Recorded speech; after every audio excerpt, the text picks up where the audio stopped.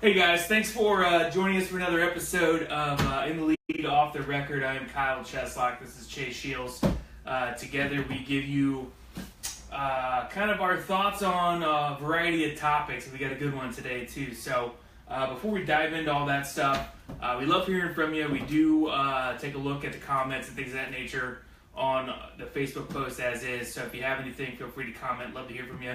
Give us a like. Always love, like I said, hearing from you guys. We're also on pretty much every other social media channel, whether it's Instagram, obviously Facebook, the podcast listeners out there, SoundCloud, iTunes, Twitter.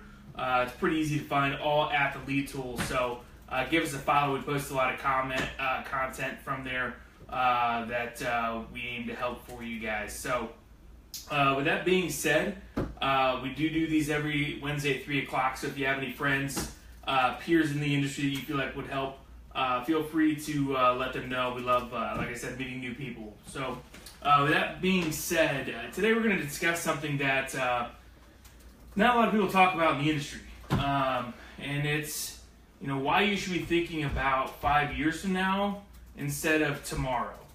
And, we mean a couple different things by that, but, more importantly, I think a lot of us are so dug into the ground, we look at what's right in front of us and we don't spend any time looking up and seeing what's beyond the horizon.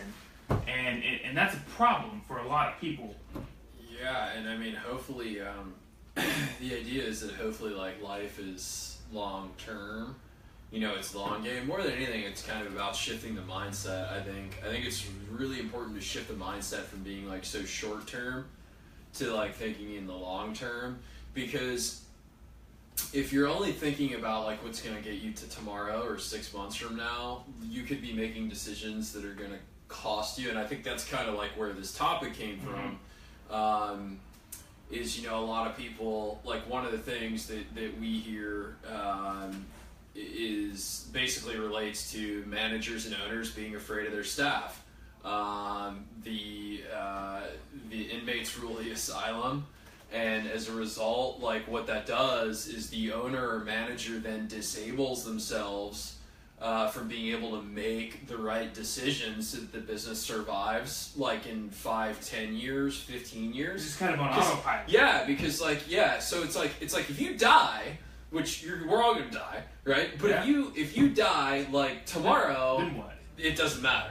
Right. But if you're gonna be here, or you've got succession, you've got family members that are gonna be taking over, the decisions that you make, those decisions need to be made thinking what is this gonna do for my business in 5 years, 10 years? Am I making the right strides in that direction? Yeah, what may be relevant today that you're just getting to may not be relevant to tomorrow or 5 years from now. And if you take this approach of just pandering to your employees, if you will, and this is not a slam or a slant against employees, a lot of them have been with you a long time, that's fantastic, but this is about evolving the business to compete in today and tomorrow's economic climate. Yeah, and it goes well beyond. You gotta take the long approach. Yeah, it goes well beyond the employees. And what's funny is I think when it comes to technology and stuff like that, we always evaluated equipment through the lens of what's it going to do for our employees. Tech, same thing. We were computer end tallying rough lumber in the late 90s. Which is unheard of. A lot of times I think when it comes to tedious tasks, sometimes people are more open to it, but it's definitely something that some people fought. But it wound up, it was a decision that was made by the owner for the betterment of the business, because today you can't be wasting time hand tallying lumber. And that was in the late 90s. Obviously computers have been around for, 10, 15 years at that point, but they still weren't, widely adopted. No, we didn't. We didn't have anything like an iPhone. Yeah, and it wasn't there, but here we are. And to my point that I want to make with this is, you guys had this vision of kind of where the workplace was going with, obviously end tallying and lumber, computers, things of that nature in the late 90s, but here we are 20 years later, and I have more power in my pocket than the original computer did back in the 80s. So, and that was 20 years ago. You know what I mean? Like, so this is, evolving even faster than what it did from then till now with all this technology that's happening. Well, that's really true, and I think what a lot of people don't realize is that technology actually, like, evolves on an exponential curve. Like, if you look at it over history, like, the progress is exponential, meaning the rate of progress actually increases over time. So the curve's getting steeper. So that's why it's, like, really important to be thinking, because, like, what took 5 or 10 years to change 50 years ago today takes like 5 months. The iPhone, actually, we were just talking about this. So this is a good thing that everybody can relate to. Almost everybody nowadays has a smartphone. A lot of them have their iPhones. Was it 2 years ago? I think it was the first model that came out with that biometric sensor with your thumb. Yeah. Was that 2 years ago? Yeah. Right? They just announced one less than 2 years, and that was a big deal at the time. Apple spent a lot of money acquiring a company that did biometric sensoring. And less than 2 years later, that is now obsolete. Their new iPhone, the iPhone 10, it's facial recognition. Yeah, and even thinking and that's the curve. Yeah, and think about like AR and VR. Like this morning, I was talking with a friend of mine who's in engineering, and they're building he pulled out his phone on a video conference and was showing me a simulator they built for like a car configurator. And they had a full car in his iPhone, and he pointed the iPhone at the table, and the car was then sitting on the table, and they were pulling the door. They're doing this. So they're actually, what's interesting is they're getting involved in doing it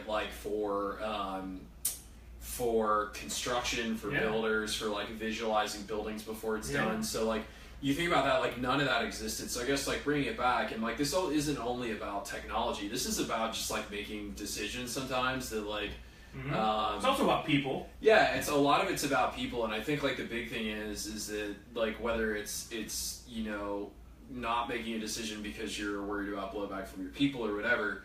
What it really comes down to is that... Which is the worst. That should not even be a thing. Yeah, I mean, it's always important to, consider... Sure. I wouldn't want to do stuff if you guys were going to be hey, to hell with you, but if I felt that, for our business to evolve, that this was the path we had to go down, there would be literally no stopping me.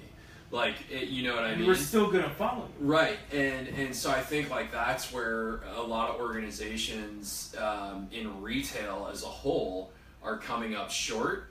And we know because we hear it every day, and there's just there's shit leadership, to be quite honest. People are very afraid. Which with that kind of leadership, it's going to be really hard to attract the generation.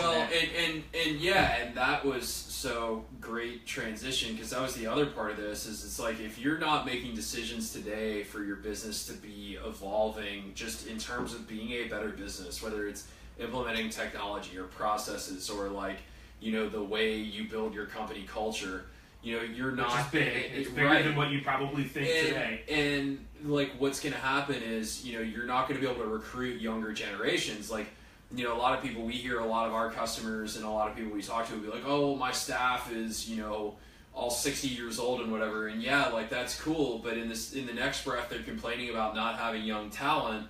And we're always saying, well, hey, what are you doing? What are you doing to modernize your business? And modernize does not always have to do with technology. It just has to do with it has to do with how you lay out your place of business, what your corporate culture is, what your, do you, a lot of people now want to work remote, stuff like that. And then music in the back, chain smokers playing in the background. Yeah, little things. I can't listen to any more chain smokers. It's on at the gym way too much. Chase is a big fan of chain smokers. I hate it. I can't stand it. But I guess my point is that and especially when it comes to technology, if when the younger generations our age, I'm 31. Kyle's in his late 20s, 29, 28? Yeah, 29. So, when we walk in particular, when you're talking about, the generation, the low end of the millennials, and then the generation behind them, if you walk in and you're doing, stuff on pen and paper, it's the same way you were doing it in, 1975, that's not appealing to anybody. And as a matter of fact, Kyle talked to a colleague of ours who is actually in the recruiting end of things, I think, in hiring. Yeah.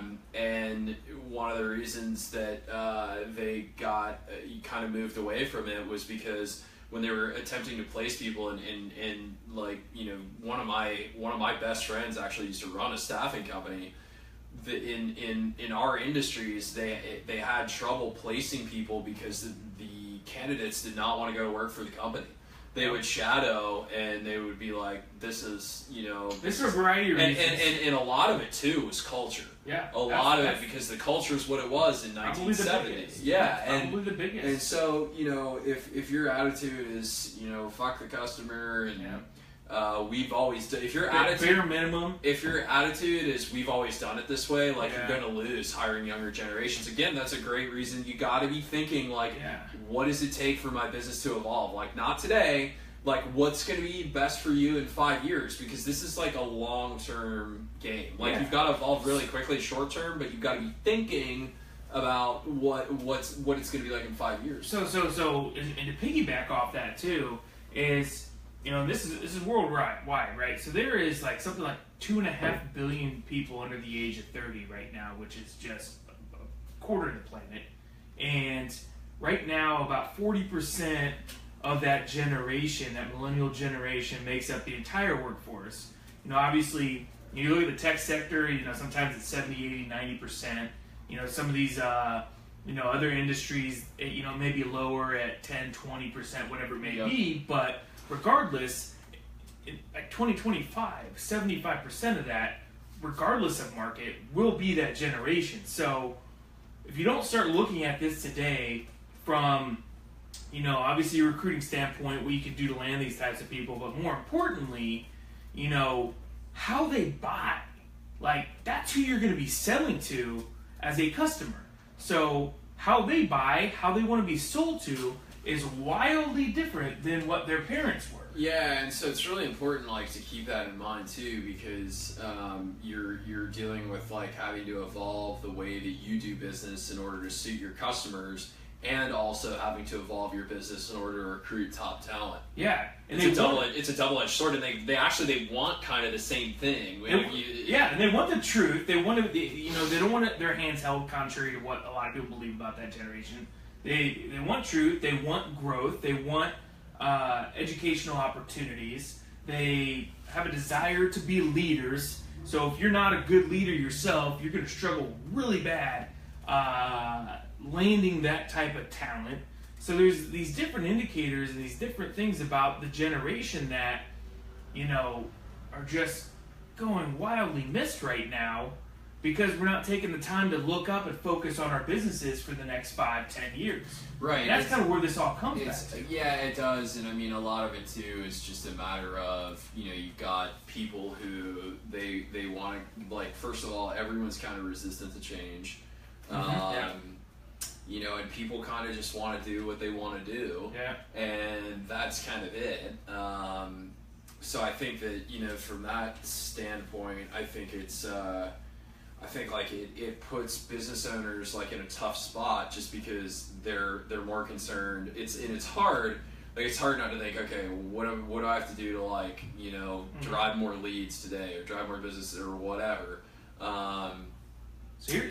But like, really, this is all about, like, you have to think long term, because if you've been in business 40 years, you've got to think about the next 40. Yeah, totally, absolutely. That's where you get the highest ROI, because then you don't care about the short term bullshit, because everything in the short term is bullshit. Yeah. If you're focusing on the long term, the short term takes care of itself, because you're doing these different things to take care of your company into the future, and naturally doing those things, it will deliver for you in the short term.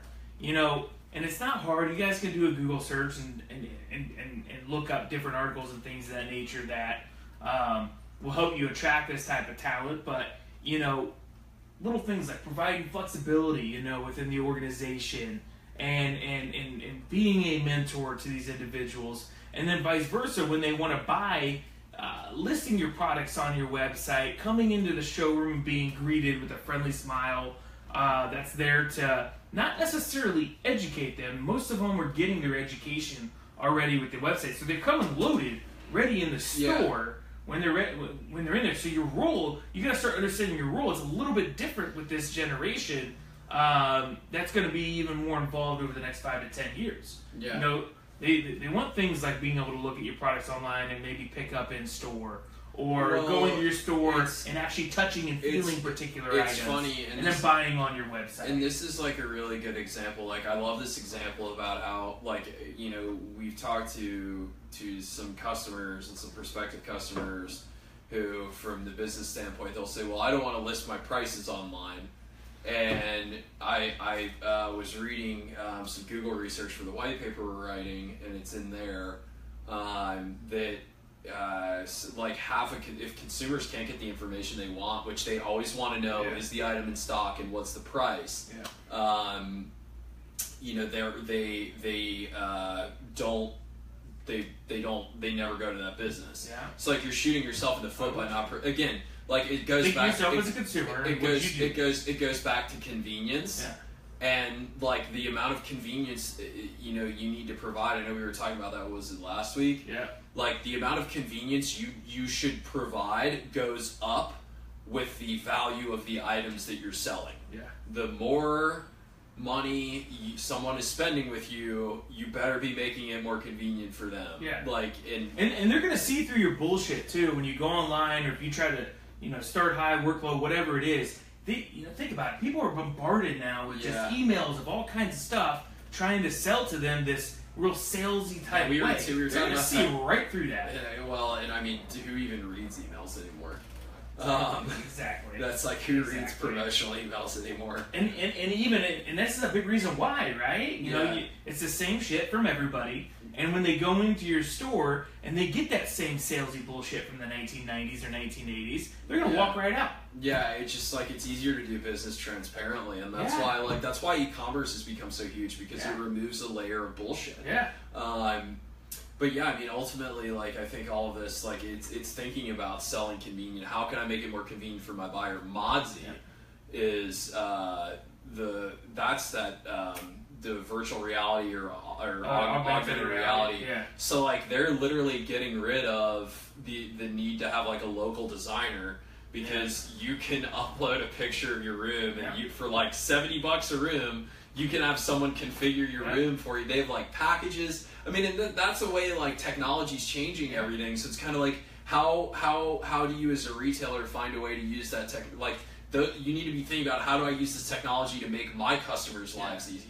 So to piggyback up off that, I was actually reading an article yesterday, and I'd ask for a show of hands here, but I imagine almost everybody's been to IKEA, heard of IKEA, and that craziness, right? We could dive into how they changed the furniture game with their snap-on pieces, but they're kind of taking that to the next level too. And we talked about that app last week called Hutch, where you can take a picture of the room and add furniture into it, and I think that's basically have a designer.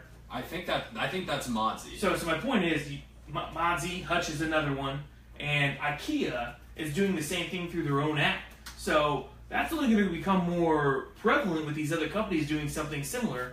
You know, in real estate, I can already take a digital video of the house, put it online, and it says I could be in New York City, and it's as if I'm walking through the house myself, and I can buy sight unseen. So all this different stuff, all this different technology is here today. It's not even 5 years now. So imagine what the 5 years from now, what it's going to look like. That's like the really crazy thing. Everyone's like, it's not going to affect me. Well, like, hey, it's fucking here. Like, that's why the next thing that's going to go is like... So the retailers said about Amazon in the late 90s, early 2000s. Everyone who goes on site for like jobs or to do like estimates or estimating, quoting, the technology for that, like, that's the next thing that's going to get wiped out. Like, why do you need to take a product sample home when someone's got an app that can literally just throw the product in your room? Like, so there are great ways like to evolve around this, and pretty soon it'll be where I can take a picture and it will have the dimensions of the room for me. I mean, hell, there are apps that are doing that. So it's like, you know, if you think about like where we were 5 years ago, and like one way to put this in perspective is like, what did you do 5 years ago to prepare yourself for today?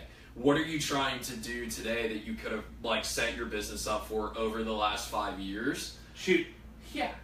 You know what I mean? Yeah, I'm just thinking about like where we were at 5 years ago, what was available then, and the kind of environment we lived in compared to today. And like some of the biggest companies in the world like barely existed or didn't even exist then.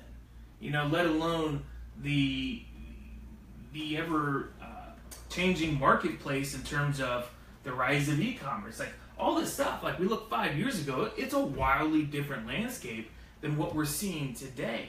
And, you know, too many of us, and this is a point we haven't brought up yet, are reactive to what's happening today. We see something, we react to it. Well, that's the thing. You look 5-10 years down the road, you're being proactive, which will set yourself up. And particularly like in the building products industry, I'm actually trying to find, since the worksheet I used for that blog post,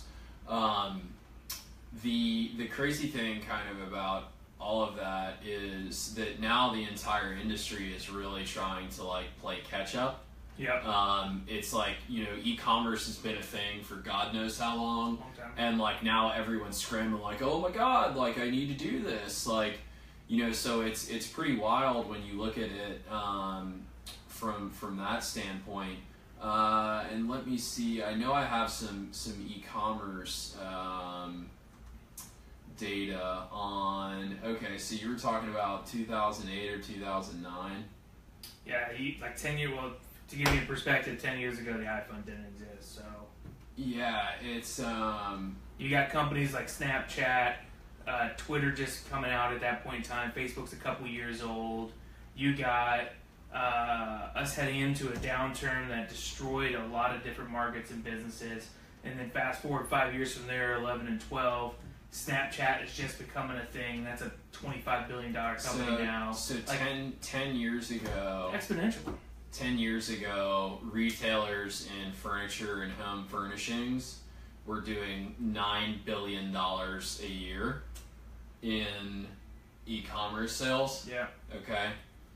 So $9 billion in e-commerce sales 10 years ago. In 07 and in 15, they were doing, and that's in furniture and home furnishings only. Furniture and home furnishings. And in 15, they did close to $29 billion. That's a threefold increase in 10 years. I don't even 10 years. It's like 6 years, right? It was what 2007. Oh yeah, sorry. You're right. So it's less than less that. Than so 10 years. it's probably a 4 or 5x by now. So it's like if you're just now starting to take this seriously, like we're happy for you, but realize like put your foot on the pedal. This is not like this is not getting ahead of the curve. This is catching up. Yeah. So that's like the really important thing to realize. But if you saw this coming, like, and you were paying attention, because what I was getting back to was, you know, we have people tell us that they don't want to list their inventory online, and it's like these are the same people who, when they go to look at something, like, or they don't want to list their prices. If you don't show a price, they're not going to buy it. If you don't show a price, they're not going to come to your store. So when they consume, they want this, but when they sell, they don't want it. Yeah. It's like, you know, there's a level playing field. So in particular, you know, again, I'm going to bring it back to the Millennial Generation. Brands are becoming less and less important to the Millennial Generation, but they are like they're willing to spend more money if they believe in the brand. Right, and I think local brands in general are becoming way less important because there's so much noise, and like the national these are brands, people that have an 8-second attention span. Right. So, yeah. So I think you know there are very few. It's what have you done for me lately? Yep. It's always about that. Yeah. So it's how easy are you going to make it for me? Like how easy is it for me to spend money with you?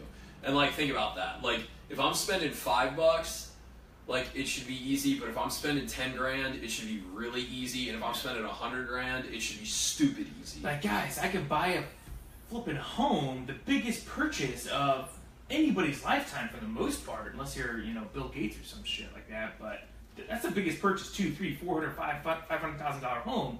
I can literally buy it from my phone. It doesn't get any easier than that. Yeah, and it's like uncommon today, but it's going to be really common soon. It's like, I sold the cars I sold sight unseen online. That's probably pretty common now. $250,000. I mean, that it was common when that's all I did. Yeah. You know, so and here we are 10 years later. That's honestly probably a lot of standard. And like the group I worked for, because they were ahead of the curve even for the car business, you know, they're still crushing it on the e-commerce side.